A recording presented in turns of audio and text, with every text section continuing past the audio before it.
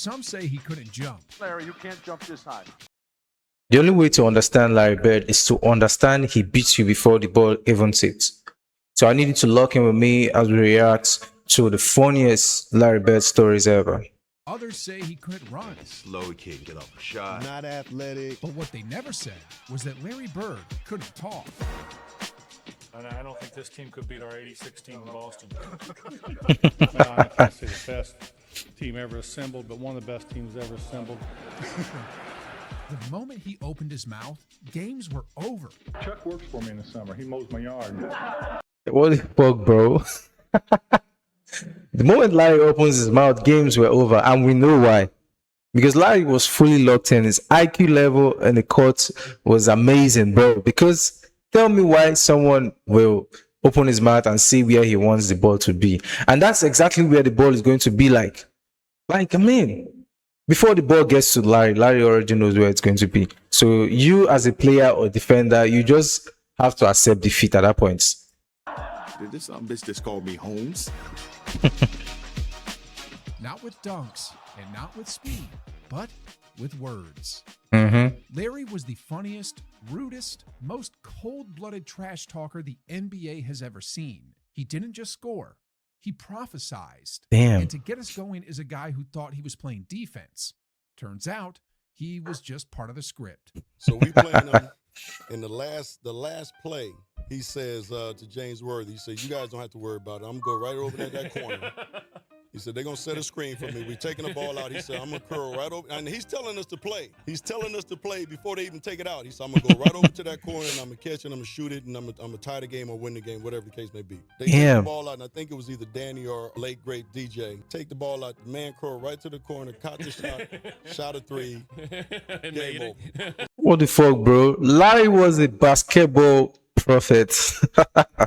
I mean, look at what this dude said. He said, Larry, exactly what he said is Larry had already decided the game and how he wants it to be. And funny enough, they played according to what Larry had decided just before the game started. I mean, who does that in today's NBA? Come on. It's like, are you effing kidding me? But if you thought that was rude, let's rewind to Dominique Wilkins, who just wanted a handshake and got a life lesson instead. And I'm a rookie, and I go up against, we small forwards because guys guarded each other back in there. You couldn't duck each other. And so I go shake his hand, and he put both hands behind his back. And I'm saying, okay, he's getting his head ready to play. First play of the game, he says, "I don't know where they got you guarding me, Holmes." And he shoots a three. I was pissed. Damn. Larry did Dominic dirty right there because bro just wanted a handshake. So why did you refuse him a handshake? And the next thing you do is to welcome him with a nasty three. Bro, if I were in Dominic's shoes, bro, I would cry throughout the game because I don't know how good and how best I would have put up with that shit Larry did. I said, I wasn't mad he hit the three. But this bitch just called me Holmes. Holmes. And so it's set up for a really interesting game. Because I remember one time I came down and I dunked it on him. He laying on the ground. He fouled me, and I'm pointing. And he said, Perfect. "Rook." I said, "What?" He said, "What?" He said, "I like you. You got, he said, you got balls, but balls of steel. Get 30 on your ass." He got about 38, but I had to pay my dues. I wasn't upset about that because, back then, as a rookie, you got to pay your dues. Damn, bro. Damn. He actually got his get back at Larry by dunking on him, though. And Larry then told him, "I'm going to get 30 on your ass." That's like prophesying ahead. He told Dominic what he was going to do. And he didn't just get 30. He got 38, bro. Larry was a beast on court, man. That's tough, though. That's tough. Simple as that. But Bird didn't need a game to embarrass you. Sometimes he just needed a room. Right. I was laughing because I was in the All-Star game with you when you walked in and asked who was going to get second place in the three-point contest. When you walked in there, what were you thinking when when you made that announcement to the room, just messing with all those guys like you always did. Yeah, to I everybody? didn't. I had no clue. I never really practiced. Me and Danny used to shoot some before we went out there, but everybody's sitting there. Everybody's real quiet. You really didn't. You knew the guys, but you never were around them, and nobody's really saying anything. So I walk in and look around, and it just came out. I had no clue I was going to win it. But I walked in the locker room, and the guys were sitting there, and they're nervous. Now you got to understand that a lot of these guys came off the bench. Right. Then all of a sudden they're going to go out there in front of 20,000 people, 40 sets of eyes on them shooting a basketball. Right. That's got to be intimidating. For me, I like that because I knew the pressure was on them more than me. Yeah, bro. Larry liked the fact that the players were intimidated by him. I mean, that's control, bro. It's absolute control. Imagine having such dominance in the court.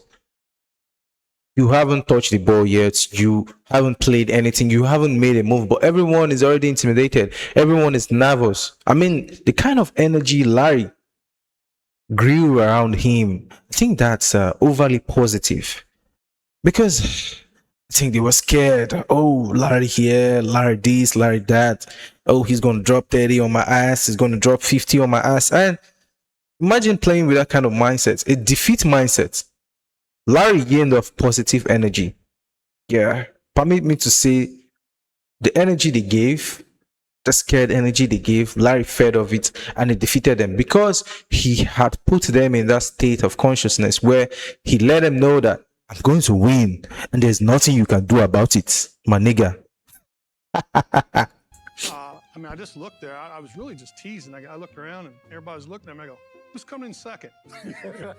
And nobody said a word. I thought maybe they thought I was joking, but maybe they thought I was serious. But it was really a joke. Well, then I had to go out and win it.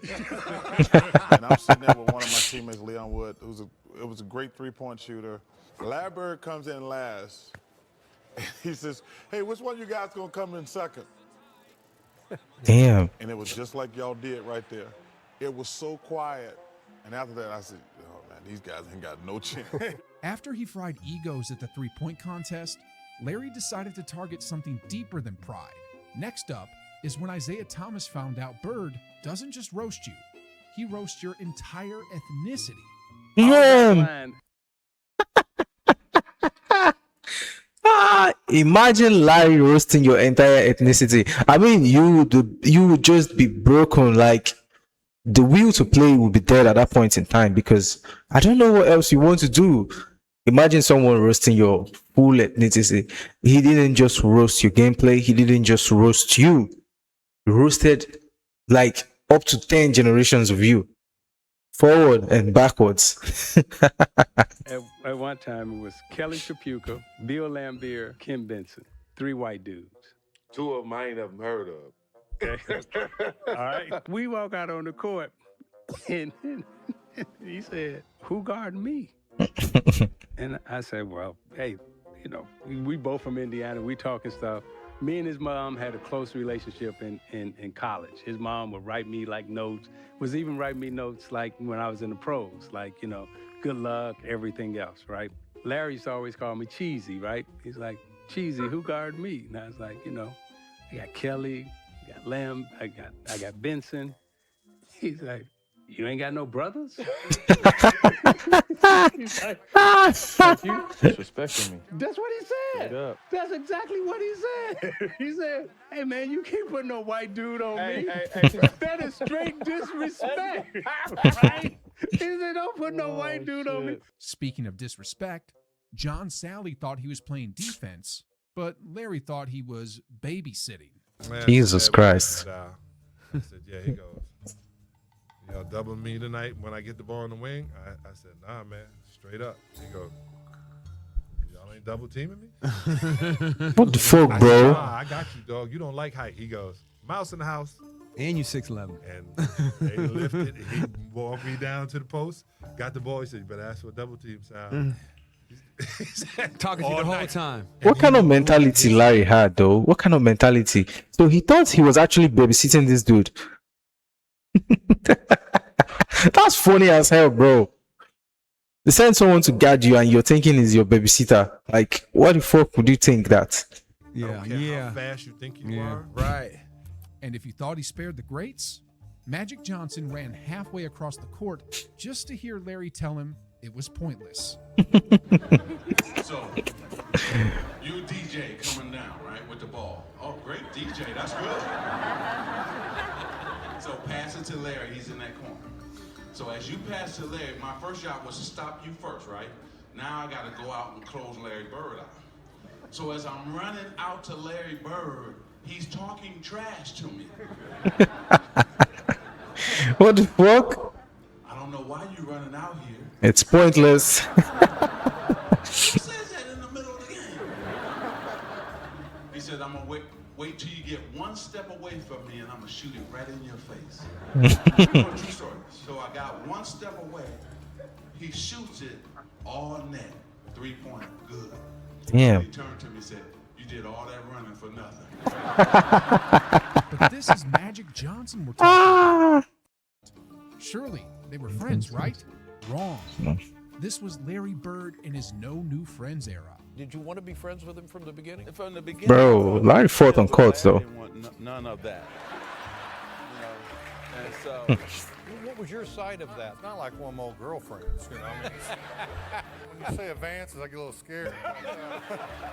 My thing was when you compete, you're really not friends. You want to keep an edge. And I was like that through high school and through college. But Irvin is an outgoing guy. He loves everybody. He wants to high five. And, you know, he got that big smile. My goal was to try to take 3 of them teeth home with me.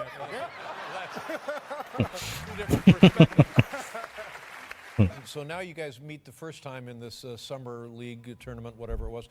The next time is for the NCAA championship. Is that right? What did that? And it was like a 10-point loss. Am I right, Larry? Well, it was 10 points. Thank you, Dave. Yeah. It felt more like a 20-point loss. But you know, when you're out there playing and you get started in these games, sometimes you go, uh-oh, these guys are pretty good. Right. And I had that feeling at halftime that these guys were too much for us. Now at the beginning of the game, did you meet Irvin there? Why? Was Irvin a tough guy for him? One thing, but Irvin, a basketball player, I had a little problem with him. It ended, of course, 20 years ago, but there for, God, what? Well, I can't really say what I think, but... Even so, Larry had no soul. He showed love, but not for everyone. LB, I'm going to let you close, brother. It's like always, he left me 20 seconds, so... but I just want to congratulate all the inductees tonight. All of them are very well deserving. It's a special honor to play with these young men. After 1992, which was my last game competitive I ever played in, pretty good way to go out, winning a gold medal and playing with, well, I can't say the best team ever assembled, but one of the best teams ever assembled. The cast of characters, the different personalities than Charles Barkley. But we had a lot of fun. But let's rewind to something even rarer. Larry Bird with a white flag. I'd like to call out to all New Englanders, Boston Celtics fans throughout the country. Damn. Respect, bro. It's time to lay down your weapons. Yeah, one thing with Larry is he gave respect. Respect was due, you know. He didn't give respect to everyone, no. I think Larry considered respect as something you give to worthy opponents. Yes. That's what Larry considered respect as. I mean, judging from his gameplay, the way he trash talked, and the people who guarded him, and the people he beat, the people he humiliated, the people he embarrassed. I mean, the players he did shit to, he still had those he gave respect to. Even the city, the clubs, the teams, the league, he gave respect to whom respect was due. You get it? The battle is finally over, and it's time to move on. I can remember the first time I laid eyes on Magic Johnson. We played on an all-star team back in college. I could not believe what I was seeing in practice. I actually thought I was a bad judge of talent because neither one of us got to play in the games. But I can remember going home and telling my older brother, I just seen the best basketball player I'm probably ever going to see in my life. Wow. And He started quizzing me, asked me questions. Well, how good is he? I said, well, he's 6'9", he can handle the ball like a 5'9" guard, he can shoot the ball, he can pass like you can't believe. He goes, oh, come on. Well, after this 1979, the NCAA tournament, my brother come up to me, he says, yeah, he's a lot better than you. That's Magic Johnson right there. Bird wasn't getting soft. Rookie Clyde Drexler met Larry Bird, and Larry introduced him to something called humility. I was Damn. going my rookie year. He looked at me and he goes, you can't stop me. And I looked at him and I said, gosh, boy, you're so confident. He goes, confident? You're a rookie.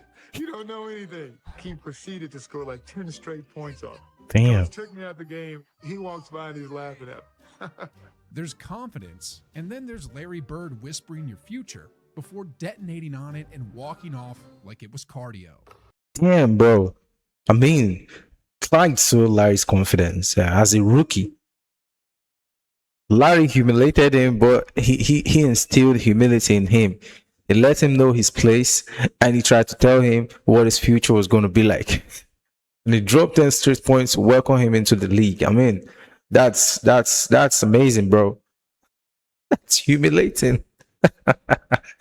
Larry was funny as hell, bro. Larry is so special. I mean, come on. Who does that to a rookie? You're supposed to be giving them encouragements, not taunting them. But in another sense, I think taunting is a form of encouragement to rookies, yeah, to up the game and to let them know they are now in the big leagues. They're not playing with the big bros, so you don't have to be scared. You need to know what's coming, so be ready to face it. I think that's what Larry did. He was like a prep to the rookies. Yeah, every rookie that ever met Larry, they experience another type of energy, another type of encouragement. And I think the coaches of these rookies were actually grateful. They should be grateful for the fact that Larry could actually instill humility, encouragement, and right prep, not fear. I get a charge when I tell someone on the opposing team that I'm going to hit the last second shot and then do it. That's what it's all about. High game, 13 seconds to play. Celtics basketball. During the timeout, I'm going through a play, and about that time, Larry steps in and says, Coach, why don't you just give me the ball and tell everybody to get out of the way? It's Larry. And when he wants the ball, he wants the ball. After the timeout, we walked back on the court, and then Xavier was guarding him. So he tells Xavier, he says, I'm getting the ball. Damn. I said, I know I'm going to be waiting. And he said, I'm going to get it right here. I'm going to shoot it right in your face. 5, and Bird has the basketball. Look out. He came out when right about that exact spot and shot a shot right in my face. And, he was like, I didn't need to leave 2 seconds on the clock. He Damn. to shoot with 0 seconds on the clock. Jesus. I walked back to the sideline like, damn. That's brutal, bro. Is when Larry Bird set up Kevin McHale like it was a prank show.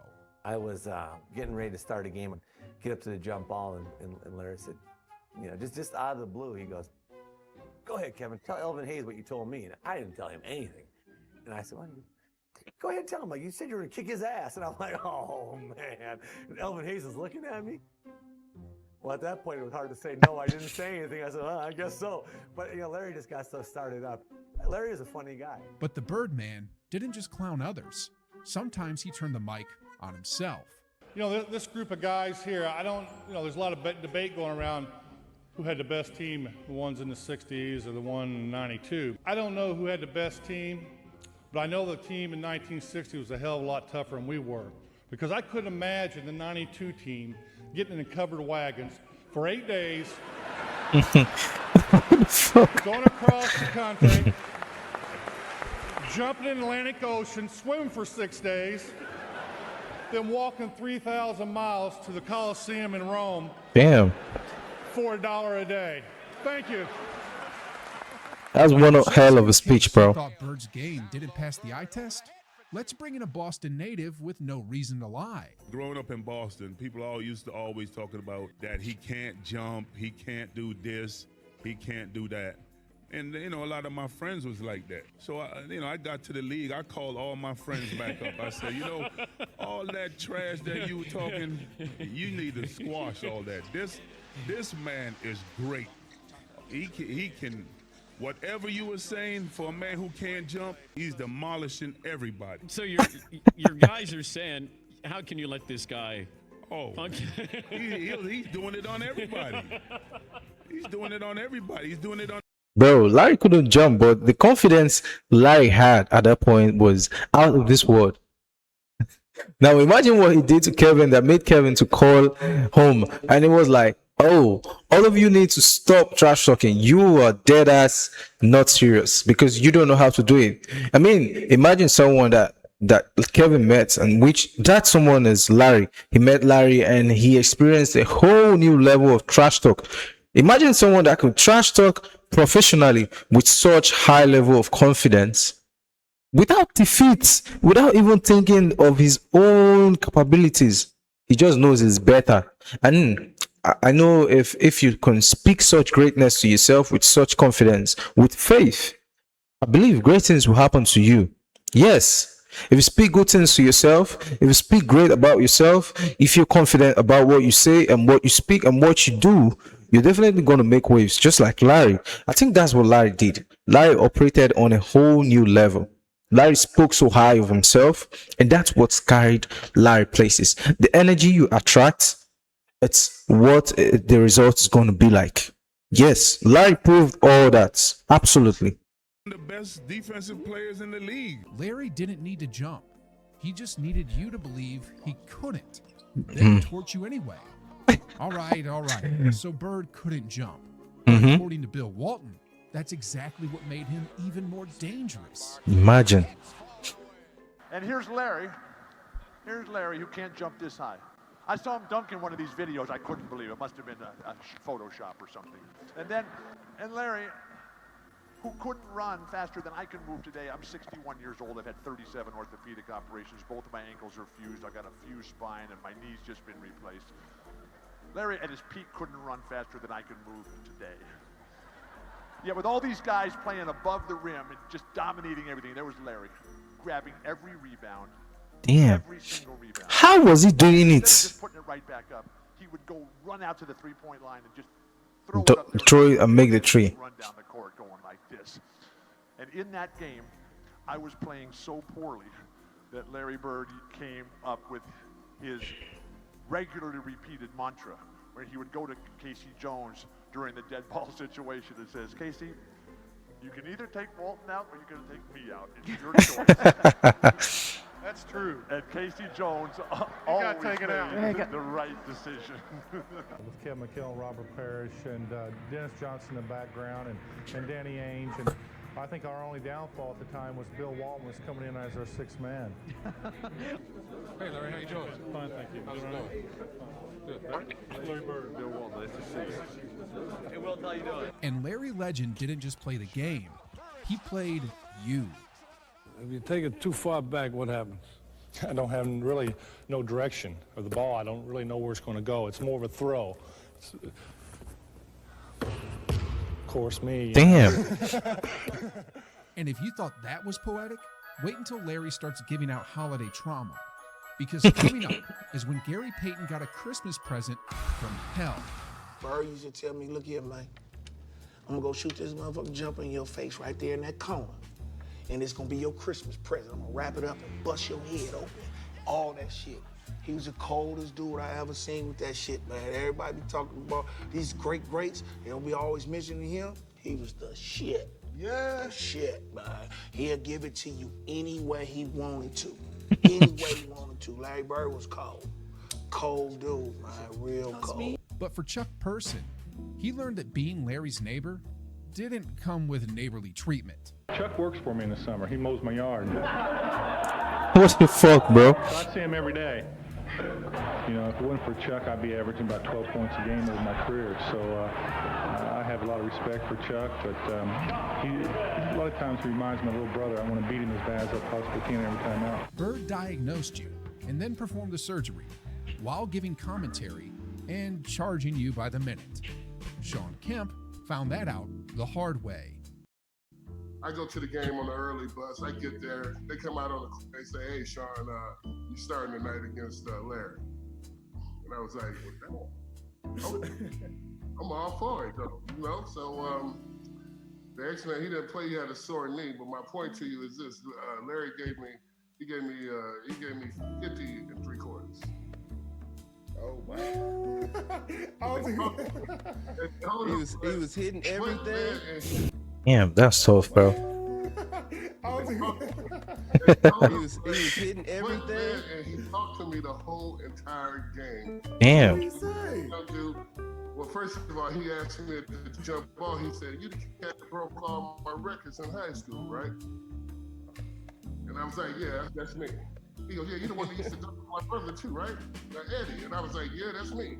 He said, "I got you tonight." So every shot he was calling, at the defensive end, he would tell me, he was like, "When I get down to the other end, I'm going to pump face you, get a hand one on you, look at you, go off the glass." That's how cold Larry Bird was. Meanwhile, Kevin McHale got a front row seat to the Bird show, and sometimes the show started with hot dogs. Damn. A snowstorm. I think the story that sums up Larry the best was back then when we flew commercial, we didn't fly private.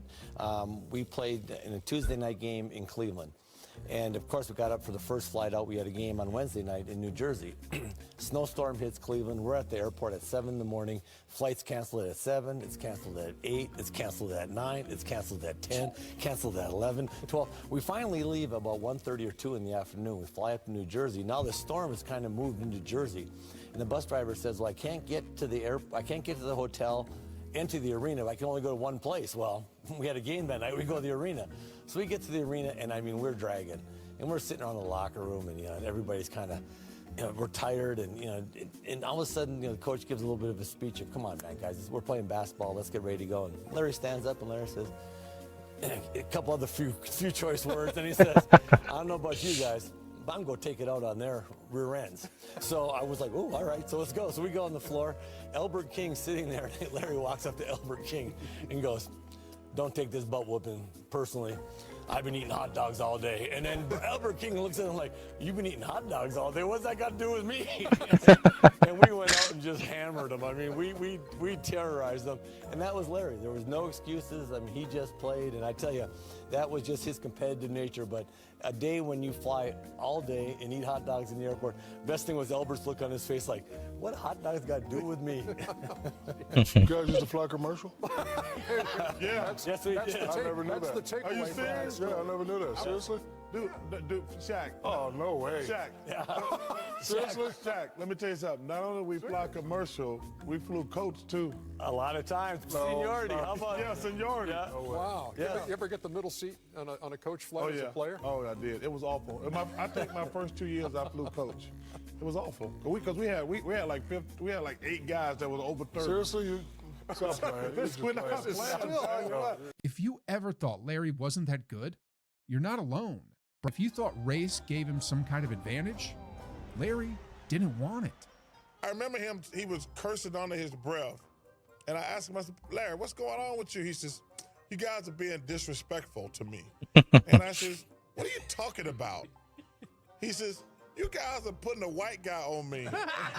That's awful, bro. Wait, who's the white guy you put on it? I can't remember who it was. I just started laughing. I had no comeback. But he says, "It's disrespectful when y'all put a white guy on me." And I'm sitting there like, I'm laughing in the middle of a game. Even Larry Bird thought Larry Bird was too good for your best white defender. Did he lose it with age? Not really. I'll go first. Get back there and be quiet. Hold this for me. I'm busy. Lifetime Achievement Award. That means you've been around a long time. In Magic's case, probably a little too long. But, I see all these highlights. Haven't seen a lot of them for a long time. But, I played for the Boston Celtics, if you didn't know that, and very proud, too. Played with a lot of great teammates. Even played with some Hall of Famers.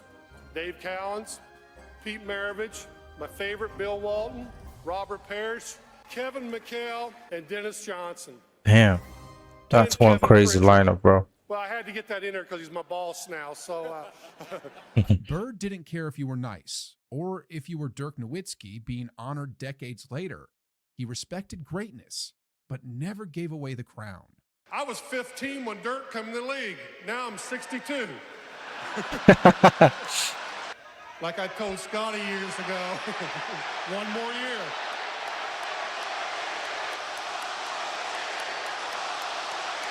You guys are too easy. Why not two? But Dirk, thank you for all the memories. God bless you, brother. Even Clark Kellogg, one of the nicest guys in basketball, wasn't safe. Well, you were too nice. I'm sure Larry Bird didn't trash talk you because you're a nice guy.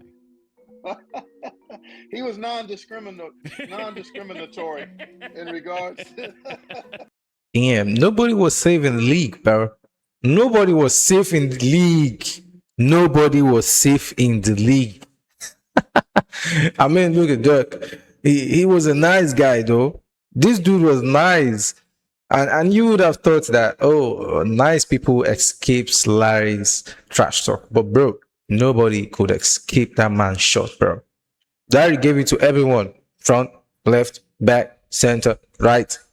Everywhere, bro. Larry gave it to them. Back to back to back. The trash talk had to get to you one way or the other. You can't escape it. It's meant for everyone on a platter of gold. In regards to who got. Wait, what would he say to you? You're one of the nicest guys on the planet. What could Well, I didn't get the brunt of it, as I've heard over the years. Get your hands off of me. It's gonna be a long night. That kind of stuff. You can't guard me. And he would do it like a ventriloquist because you couldn't see his mouth move. Is that because of the mustache? That may have been part of it.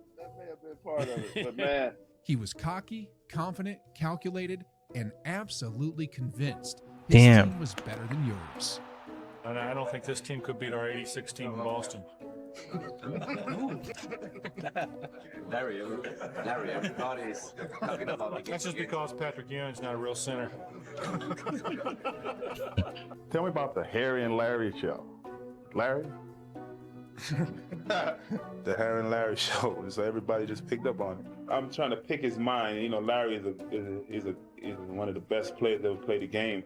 And I'm trying to pick his mind to see what he did to get himself there. That story. Patrick said I could pick his mind. It took me 3 minutes. Now he gets a chance to come back and start picking on mine. Took me one. And when the dream team found itself in Monte Carlo, shifting from unity to hierarchy, Magic versus Jordan, guess who had no need to shout for attention? As much as it was 5-on-5, you could see in Monte Carlo that it was gravitating towards MJ, Michael, and Magic. Magic was hesitant to surrender his place on the mountaintop. And Michael, being Michael, he needed to say, no, I'm on the top of the mountain now. Magic was saying, look, NBA's not yours yet. I'm still here. Michael's like, no, it's over. This is mine. And the funny thing was Larry was sitting on the side going, it's his. But the thing about Bird is that he never just beat you. He told you how, where, and when. Now, that's what I'm talking about. Before beating you, Larry will tell you how he will beat you, when he will beat you, where he will beat you. So you have to be aware. So even if you have plans to guard him, defend, or whatever you want to do, bro, Larry still goes through with whatever he has told you. If he wants to beat you from just a few meters off the three-pointer, bro, Larry is going to do just that. Now tell me what you're going to do to stop it. Nothing. Absolutely nothing. 100%. There were only 15% of players that could have stopped Larry, would have countered him. But I don't know. I don't see the record anywhere though. Till now, till date, I don't see that record anywhere. And then made sure you remembered it. We were playing in Phoenix, and we were way up. We were like 15. We have the worst fourth quarter in the history. We're terrible. And Larry's bad. Larry's missing shots, throwing it to the other team, throwing it in the third row. And they come back, and somehow, they go up too. So we have a play, out-of-bounds play. I'm taking it out, and Larry says, I'm going to bust off the play, and I'm just going to come out, and I'm going to shoot a three. And I'm like, we're down 2. I'm like, no, don't do that. I'm like, let's shoot a 2, please. Go to the hole, try to get fouled. Let's just get into overtime, see if we can't win this game. And Larry says, "Nah, I'm just going to bust a 3 on him." I'm like, "Oh my gosh!" So he tells the Phoenix bench, tells the coaches, "Yeah, I'm just fixing to bust a 3 on you guys and just go home. I'm tired of this." And he gets the ball, jumps out, busts the play, comes out, gets the ball at the slot, shoots the ball. As the ball's in the air, he kind of turns towards the Phoenix bench and yells, "Told you so!" and stops running to the locker room. And it went in, and I just started laughing. I was like, "Oh, man." Death threat? Even that didn't rattle him. I can remember in L.A. in the Game 5 of the championship series, we was out there, and we were down by 2 or 3 points at halftime, and we come out to warm up before we started the third quarter, and KC come walking out, and he called me over. He said, "Larry," he said, "I hate to tell you this." He said, "There's been a death threat on your life." I go, "What?" He says, "Well, there's been a death threat, so you got to make a decision whether you want to finish the game or go back and sit in the locker room and wait till we get done or leave the arena." That's why I'm going to play. So Casey just turns and walks away. I go right through the layup line on the other side, and I look over, and here's come Casey pointing at me. I walk over to Casey. I said, "Now what?" He goes, "Well, the horn's getting ready to blow here, Larry." He says, "Whatever you do, don't come to the huddle." He said, "Could you please stand out here?" What the fuck, bro? He said, could you please stand out here at center court?" He said, "You never know, the guy might be a bad shot." So just when the horn blows, I walk over to KC. He's drawing on the play. I put my arm around him. He looks up, puts his head down, squats down a little bit so the guys are surrounding him. He goes, "Thanks a lot." Now, you got to understand, this is in the finals of the NBA and how cool Casey was under them circumstances. And when it's all said and done, when the lights go out and the game is over, Isaiah Thomas said it best. If you put all of us in a room, you know, Magic, Jordan, myself, and Bird probably be the guy who walks out of the room at the end of the day. No stat sheet could ever capture the psychological warfare, the fearless delivery, and the brutal poetry of how Bird talked you into your own humiliation and backed it up without flinching. And we're still not done telling the story of Larry Legend. Hit play on this next one. NBA legends reveal Larry Bird. So, we see Larry's gameplay. Larry was built with correct IQ, skill, precision, and most importantly, Larry humiliated everyone that came across him. Because, tell me, who do you think was the best trash talker aside Larry? No one but Larry. So if you enjoy my reaction and you love to see more, hit play, hit subscribe, and like, comment, share which Larry's past events you want me to talk about. And if you watch my clip closely and you see what I should correct and what I should talk about more, comment below and I'll do the right for you. And expect the video to drop 2 days from now, which is Sunday, 9 p.m. Talk stories. When the time I got to the end, I said, "Damn, that brother can play." Hey,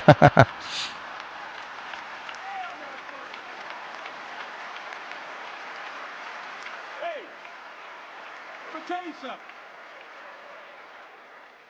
When I got the newspaper the next morning and saw Larry's picture, I said, "Damn."